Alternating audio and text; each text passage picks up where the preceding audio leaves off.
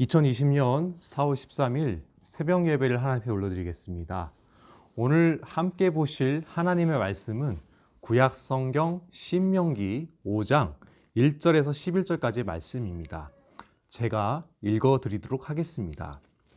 모세가 온 이스라엘을 불러 그들에게 이르되 이스라엘아, 오늘 내가 너희의 귀에 말하는 규례와 법도를 듣고 그것을 배우며 지켜 행하라. 우리 하나님 여호와께서 호렙산에서 우리와 언약을 세우셨나니 이 언약은 여호와께서 우리 조상들과 세우신 것이 아니요 오늘 여기 살아있는 우리 곧 우리와 세우신 것이라. 여호와께서 산이 불 가운데서 너희와 대면하여 말씀하시매 그때 너희가 불을 두려워하여 산에 오르지 못하므로 내가 여호와와 너희 중간에 서서 여호와의 말씀을 너희에게 전하였노라. 여호와께서 이르시되 나는 너를 애굽 땅 종 되었던 집에서 인도하여 낸 내 하나님 여호와라. 나 외에는 다른 신들을 내게 두지 말지니라. 너는 자기를 위하여 새긴 우상을 만들지 말고 위로 하늘에 있는 것이나 아래로 땅에 있는 것이나 땅 및 물속에 있는 것에 어떤 형상도 만들지 말며 그것들에게 절하지 말며 그것들을 섬기지 말라. 나 내 하나님 여호와는 질투하는 하나님인즉 나를 미워하는 자의 죄를 갚되 아버지로부터 아들에게도 3, 4대까지 이르게 하거니와 나를 사랑하고 내 계명을 지키는 자에게는 1000대까지 은혜를 베푸느니라. 너는 내 하나님 여호와의 이름을 망령되이 일컫지 말라. 나 여호와는 내 이름을 망령되이 일컫는 자를 죄 없는 줄로 인정하지 아니하리라. 아멘. 오늘 함께 읽은 말씀은 구약 성경 신명기 5장 1절에서 11절까지의 말씀이었습니다. 이 자리에 계신 또 이 영상을 보시는 우리 모두가 하나님만을 섬기는 믿음의 사람들이 되시기를 소망합니다. 오늘 읽은 신명기 5장은 십계명에 관한 말씀입니다. 십계명은 앞에 출애굽기 20장에도 나왔던 말씀입니다. 모세가 시내산에서 십계명을 받았을 때는 이 본문의 사건이 일어나기 전 40년 전에 있었던 일이었습니다. 이제 모세는 이전에 십계명을 받았을 때의 그 의미를 알지 못했던 어린 사람들에게 다시 한번 십계명을 강조하면서 하나님과의 약속을 지킬 것을 말합니다. 1에서 6절을 보면 모세가 여호와께서 세우신 언약에 대해 설명합니다. 1절을 보면 모세가 온 이스라엘을 불러 모으면서 말합니다. 이스라엘아, 오늘 내가 너희의 귀에 말하는 규례와 법도를 듣고 그것을 배우며 지켜 행하라. 하나님께서는 모세를 통해서 이스라엘에게 무언가를 바라고 있습니다. 이스라엘 백성들에게 오늘 너희에게 말하는 규례와 법도를 귀담아 듣고 그것을 배우며 지켜 행하라고 말씀하십니다. 여기서 듣다라는 말은 히브리어로 쉐마입니다. 곧 하나님께서는 이스라엘 백성들에게 먼저 들으라라고 말씀하십니다. 무엇을 들으라고 하십니까? 규례와 법도를 귀담아 들으라고 말씀하십니다. 여기서 말하는 규례와 법도는 곧 규정과 법을 말합니다. 곧 1절에서 하나님께서는 이스라엘 백성들에게 규정과 법을 듣고 그것을 배우며 지켜 행할 것을 요구하십니다. 이어진 2절과 3절을 보면 모세는 하나님께서는 이스라엘 백성과 언약을 세우셨다는 사실을 말하고 있습니다. 우리 하나님 여호와께서 호렙산에서 우리와 언약을 세우셨나니 이 언약은 여호와께서 우리 조상들과 세우신 것이 아니요 오늘 여기 살아있는 우리 곧 우리와 세우신 것이라. 우리의 하나님 이스라엘의 하나님 여호와는 호렙산에서 이스라엘 백성과 언약을 세우셨습니다. 여기서 말하는 호렙산은 시내산의 또 다른 이름입니다. 곧 출애굽기 24장 1에서 11절을 보면 하나님께서는 이스라엘 백성과의 언약, 곧 약속을 하십니다. 그러면서 하나님과 이스라엘 백성 사이의 약속은 조상과 세운 것이 아니며 오늘 여기 살아있는 우리 모두와 세우신 것이라고 말합니다. 사실 하나님과 이스라엘 백성과의 언약은 40년 전에 세웠습니다.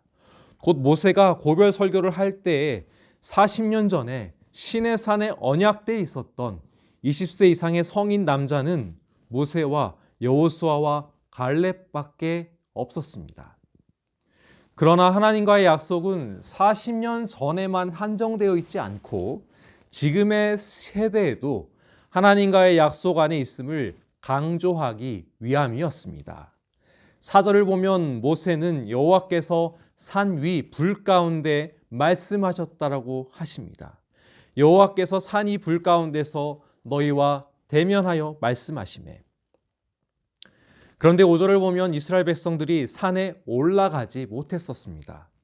그때 너희가 불을 두려워하여 산에 오르지 못하므로 내가 여호와와 너희 중간에 서서 여호와의 말씀을 너희에게 전하였노라. 여호와께서 이르시되. 이 말은 40년 전의 사건을 회상하고 있습니다. 앞에 출애굽기 20장 18에서 21절을 보면 이스라엘 백성들은 불을 두려워하여 산에 오르지 못했습니다. 이스라엘 백성들은 우레와 번개와 나팔 소리와 산의 연기를 보았습니다. 하나님이 우레와 번개와 나팔 소리와 산의 연기를 통해 나타나심을 깨달았던 이스라엘 백성들은 모세에게 하나님이 우리와 말씀하지 않게 해달라고 간청합니다. 자신들이 죽을까 해서 두려웠습니다. 그래서 하나님의 말씀을 받으러 모세가 대표로 올라갑니다.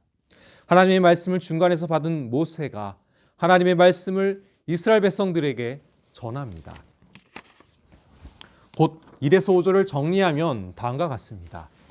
하나님께서는 이스라엘 백성들이 자신이 말씀하신 법과 규정을 듣고 배우며 지켜 행하라고 말씀하십니다.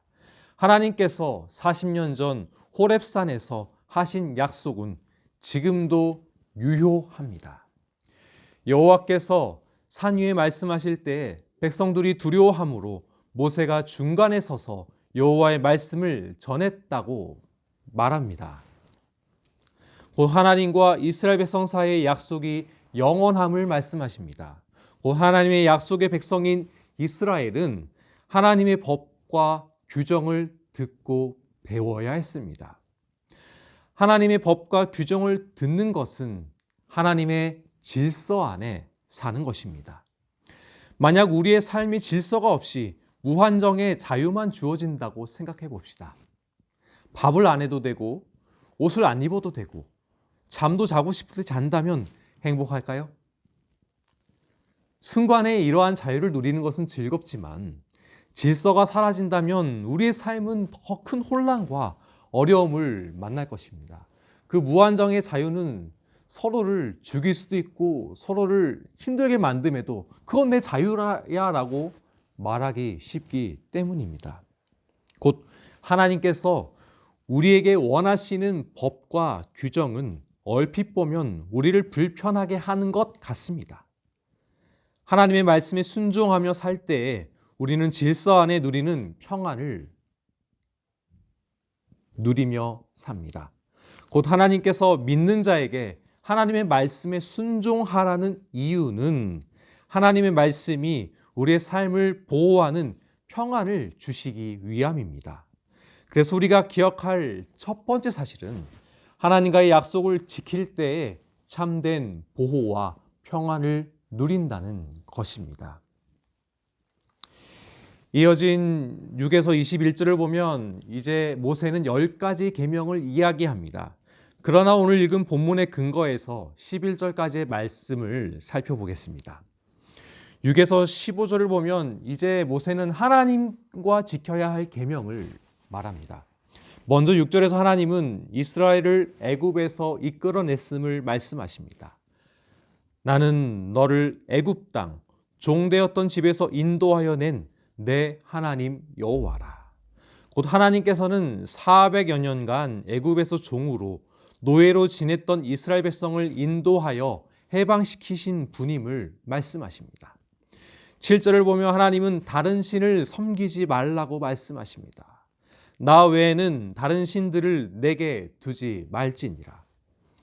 하나님은 제1계명으로 나 외에 다른 신을 두지 말라고 하십니다. 이 말은 10계명의 가장 중요한 말입니다. 왜 하나님께서는 나 외에 다른 신을 두지 말라고 하셨습니까? 올바르게 예배하기를 원하셔서입니다. 오늘날 현대인의 우상이 무엇입니까? 돈을 숭배하는 물질주의, 권력을 숭배하는 것, 쾌락을 추구하는 중독 등이 모두 우상입니다. 그렇다면 내 안에 우상을 섬기는지를 어떻게 분별할 수 있습니까? 두 가지 질문을 통해 알 수 있습니다. 내가 가장 사랑하는 대상이 무엇입니까? 내가 가장 사랑하는 것이 하나님이 아니라면 그것이 우상입니다. 또 하나, 내가 가장 믿는 대상이 무엇입니까? 어려움에 처했을 때 가장 의지하는 것이 우상입니다. 곧 하나님께서는 첫 번째 계명으로 하나님 외에 사랑하는 것이나 의지하는 우상을 두지 말라고 말씀하시는 것입니다. 이어진 8에서 9절 앞부분을 보면 하나님은 함부로 우상을 만들거나 섬기지 말라고 하십니다. 너는 자기를 위하여 새긴 우상을 만들지 말고 위로 하늘에 있는 것이나 아래로 땅에 있는 것이나 땅 및 물속에 있는 것의 어떤 형상도 만들지 말며 그것들에게 절하지 말며 그것들을 섬기지 말라. 하나님께서는 자기를 위하여 새긴 우상을 만들지 말라고 말씀하십니다.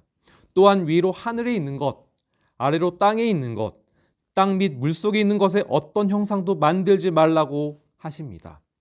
어떤 형상에게도 절하지 말며 섬기지 말라고 하십니다. 9절 뒷부분과 10절을 보면 하나님이 왜 우상을 만드는 것을 싫어하는지를 설명하십니다. 나 내 하나님 여호와는 질투하는 하나님이신즉 나를 미워하는 자의 죄를 갚되 아버지로부터 아들에게로 3, 4대까지 이르거니와 나를 사랑하고 내 계명을 지키는 자에게는 1000대까지 은혜를 베푸느니라. 여기서 우리는 하나님의 두 가지 속성을 알 수 있습니다. 하나님은 자신을 미워하시는 자를 질투하십니다. 질투하셔서 3, 4대에 걸쳐서 죄를 갚으십니다. 곧 하나님은 자신을 미워하는 자를 공의롭게 심판하십니다. 반면에 하나님을 사랑하고 계명을 지키는 자에게는 1000대까지 은혜를 베푸시는 분이십니다. 곧 하나님께서는 죄를 미워하시는 공의의 하나님이십니다.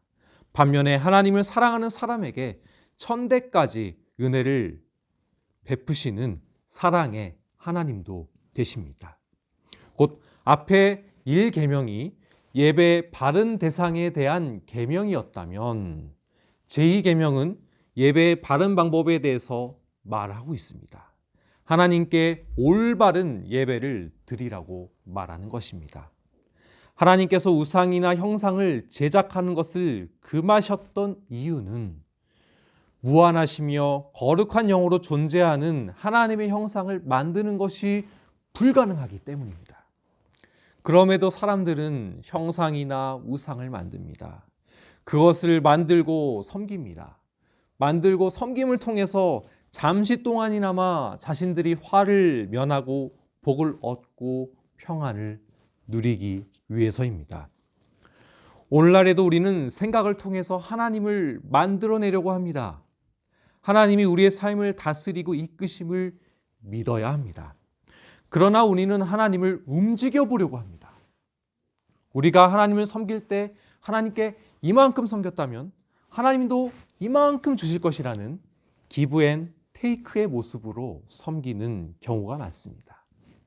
그러나 하나님은 변하지 않으십니다. 하나님은 사람을 변화시키는 분이십니다. 곧 하나님은 두 번째 계명으로 하나님을 움직여 보거나 하나님을 왜곡되게 만들지 말고 하나님의 다스림을 인정하라고 말씀하십니다. 이어진 11절을 보면 하나님의 이름을 함부로 부르지 말라고 말씀하십니다. 너는 내 하나님 여호와의 이름을 망령되이 일컫지 말라. 나 여호와는 내 이름을 망령되이 일컫는 자를 죄 없는 줄로 인정하지 아니하리라. 하나님께서는 하나님의 이름을 함부로 부르지 말라고 말씀하십니다. 하나님은 자기 이름을 함부로 일컫는 사람을 죄를 짓는다라고 말씀하십니다. 구약 성경이 기록되었던 시대에 이스라엘 백성들은 하나님 여호와라는 말을 함부로 부르지도 못했습니다. 구약 성경을 필사하다가 여호와라는 이름이 나오면 몸을 씻고 정결하게 하고 나서 여호와란 말을 쓰고 그날의 성경 필사를 중단했었습니다. 그만큼 이스라엘 사람들은 하나님에 대한 경외심이 가득하였습니다. 그런데 오늘날 우리는 하나님의 이름을 함부로 부르는 경향이 있습니다. 예를 들어 오 마이 갓이라는 표현은 하나님의 이름을 함부로 부르는 잘못된 표현입니다. 하나님의 이름을 함부로 쓰는 또 하나의 예는 하나님의 이름을 가지고 어떤 거짓된 맹세를 하거나 거짓된 예언을 하는 것입니다. 하나님의 이름은 거룩하십니다. 그래서 우리가 외우는 주기도문의 첫 문장에도 아버지의 이름이 거룩히 여김을 받으시오며 라는 말이 있습니다. 하나님의 이름은 거룩하십니다. 그래서 하나님은 세 번째 계명으로 하나님의 이름을 함부로 부르지 말고 거룩하게 사용하라고 말씀하시는 것입니다.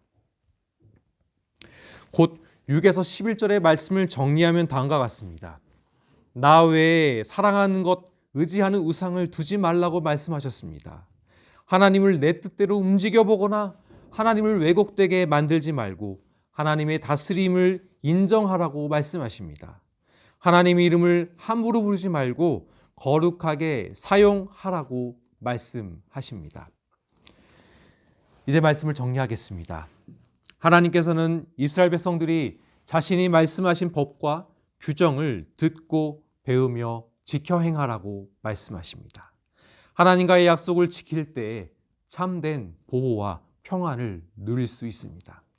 이번 한 주도 하나님을 올바르게 의지하고 하나님의 다스리심을 인정하시며 하나님을 거룩하게 올바르게 예배하는 모두가 되시기를 간절히 소망합니다. 함께 기도하시겠습니다. 하나님 아버지, 우리를 하나님의 자녀로 삼아주시고 하나님께서 약속하셔서 우리를 하나님의 자녀 삼아주심에 감사를 드립니다. 이 하나님과의 약속이 끊이지 않음을 기억하게 도와주시고 하나님의 약속을 잊고 사는 그런 범죄를 범하지 아니하도록 주여 우리의 마음을 붙잡아 주시옵소서.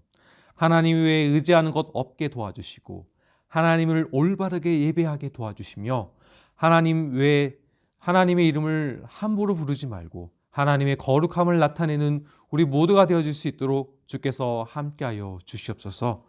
코로나19로 인해서 아직도 많은 전 세계 사람들이 고통받는 가운데 있사오니 주여 이 질병이 하나님의 뜻 안에서 물러갈 수 있는 은혜도 허락하여 주시옵소서.